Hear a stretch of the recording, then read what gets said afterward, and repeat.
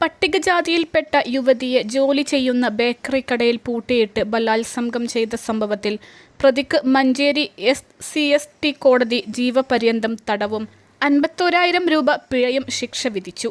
Koppam നിറുമ്പ്രക്കാട് Amayur വെളുത്താക്കത്തൊടി Muhammad മുസ്തഫയെയാണ് judge MP Jayaraj ശിക്ഷിച്ചത്. 2021 November 14 വൈകിട്ട് 6:30 7-നുമിടയിലാണ് കേസിനാസ്പദമായ സംഭവം. ഇരുവരും ജോലി ചെയ്തു വരുന്ന നിലമ്പൂർ CH കോളനിയിലെ ബേക്കറിക്കകത്ത് യുവതിയെ പൂട്ടിയിട്ട പ്രതി വായിൽ തുണി നിറച്ച ശേഷം ബലാത്സംഗം ചെയ്യുകയായിരുന്നു.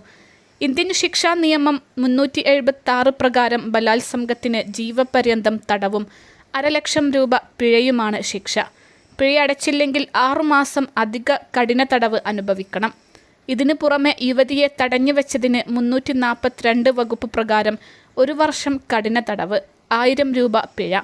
പിഴയടക്കാത്ത പക്ഷം 2 മാസത്തെ അധിക കഠിന തടവ് എന്നിങ്ങനെയും ശിക്ഷയുണ്ട്.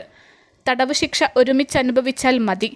നിലമ്പൂർ പോലീസ് സ്റ്റേഷനിലെ ASI ഫിലിപ്പോസ് മാത്യു രജിസ്റ്റർ ചെയ്ത കേസിൽ ഡെപ്യൂട്ടി പോലീസ് സൂപ്രണ്ടായിരുന്ന സാജു K എബ്രഹാം ആണ് പ്രതിയെ അറസ്റ്റ് ചെയ്തതും കേസന്വേഷണം നടത്തി കുറ്റപത്രം സമർപ്പിച്ചതും. പ്രോസിക്യൂഷന് വേണ്ടി ഹാജരായ special public prosecutor advocate Abdul Sathar Thalappil 16 സാക്ഷികളെ കോടതി മുൻപാകെ വിസ്തരിച്ചു. 20 രേഖകളും 9 തൊണ്ടിമുതലുകളും ഹാജരാക്കി. SCPO K സാജൻ ആണ് prosecution assistant liaison officer.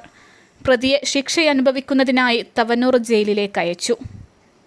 Al Salama eye hospital 21 ലക്ഷത്തോളം സന്തുഷ്ടരായ ഉപഭോക്താക്കളും 2 ലക്ഷത്തോളം തിമിര ശസ്ത്രക്രിയകളും പൂർത്തിയാക്കിയ മലബാറിലെ ഏക കണ്ണാശുപത്രി. ലോകോത്തര നിലവാരമുള്ള ചികിത്സാ സംവിധാനങ്ങൾ, എല്ലാ നേത്രരോഗ ചികിത്സാ സൗകര്യങ്ങളും വിദഗ്ധരായ ഡോക്ടർമാരുടെ മേൽനോട്ടത്തിൽ. Al Salama eye hospital, hospital road, Perinthalmanna.